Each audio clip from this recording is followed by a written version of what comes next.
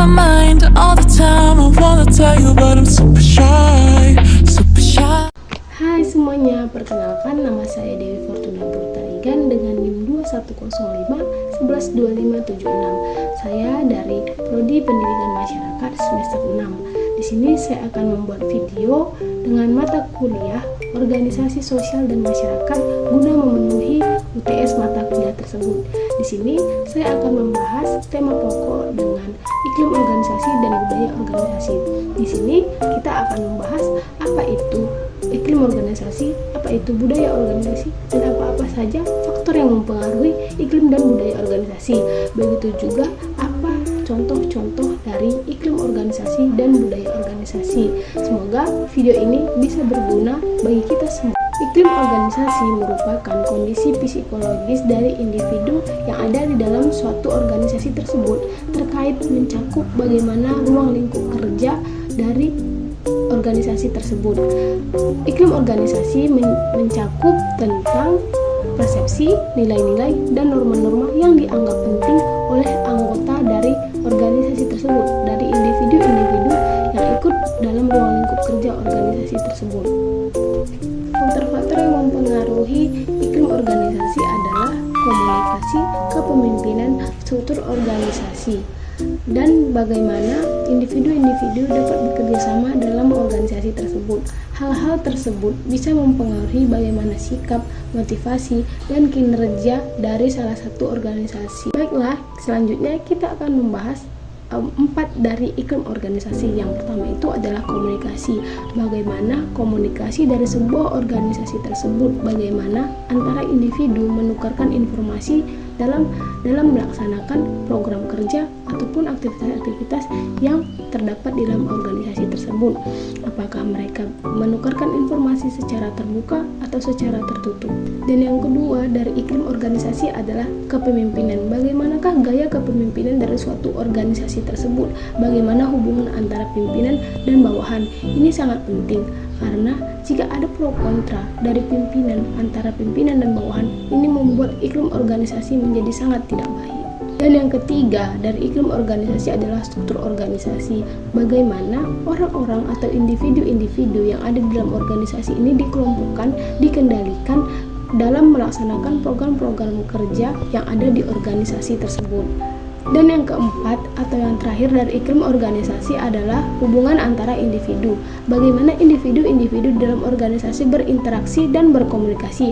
Apakah mereka berkomunikasi dengan baik atau tidak, dan apa alasannya, dan bagaimana juga hubungan antara individu ini mempengaruhi progres kerja mereka di dalam organisasi. Dan yang selanjutnya adalah tentang contoh-contoh iklim organisasi. Yang pertama itu ada komunikasi terbuka, yang kedua itu ada kepemimpinan yang mendukung, yang ketiga adalah budaya kolaboratif, yang keempat adalah keadilan dan transparansi, yang kelima adalah inovasi dan kreativitas, yang keenam adalah keseimbangan kerja hidup, yang ketujuh adalah pengakuan dan penghargaan, yang ke-8 adalah komitmen terhadap pengembangan karir, dan yang ke-9 kesejahteraan karyawan, dan yang ke-10 adalah kepercayaan dan tanggung jawab.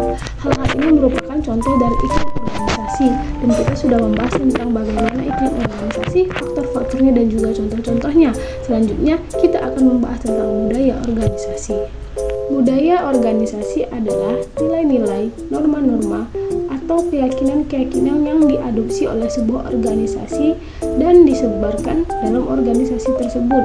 Ini juga termasuk bagaimana cara dari individu-individu di dalam organisasi ini berkomunikasi, bekerja sama dalam melakukan prospek kerja dalam sebuah organisasi tersebut. Budaya organisasi mencerminkan identitas unik organisasi dan membentuk fondasi untuk keputusan, tindakan, dan hubungan yang ada di dalam organisasi tersebut. Aspek-aspek dari budaya organisasi yang pertama itu norma dan etika kerja. Bagaimana aturan-aturan dan etika kerja yang ada di organisasi tersebut. Yang kedua adalah nilai organisasi, keyakinan atau prinsip-prinsip yang dianggap penting yang dianut oleh organisasi seperti kejujuran, kerjasama, atau inovasi. Dan yang ketiga adalah ritual dan tradisi, praktik-praktik rutin yang memperkuat identitas dan nilai-nilai organisasi.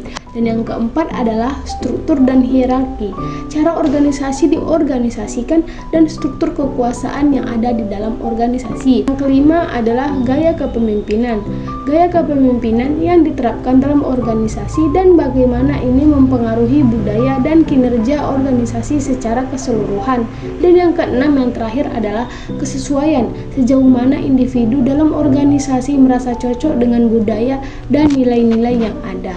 Budaya organisasi memiliki pengaruh yang kuat terhadap organisasi. Aspek kinerja organisasi termasuk produktivitas, retensi karyawan, kepuasan pelanggan, dan inovasi.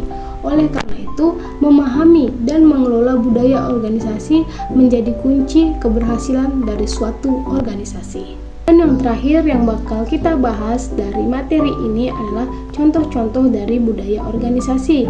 Yang pertama itu ada budaya kewirausahaan, yang kedua budaya kolaboratif, yang ketiga budaya orientasi ke klien, yang keempat budaya berbasis nilai, yang kelima budaya berbasis inklusif, yang keenam budaya berorientasi keluarga, yang ketujuh budaya berbasis kinerja, dan yang kedelapan budaya fleksibilitas. Kesimpulan dari materi kita kali ini adalah pentingnya memahami dan memperhatikan budaya organisasi dalam menciptakan lingkungan kerja yang sehat dan produktif. Faktor-faktor seperti nilai-nilai, norma, dan perilaku organisasi dapat mempengaruhi kinerja individu dan keseluruhan.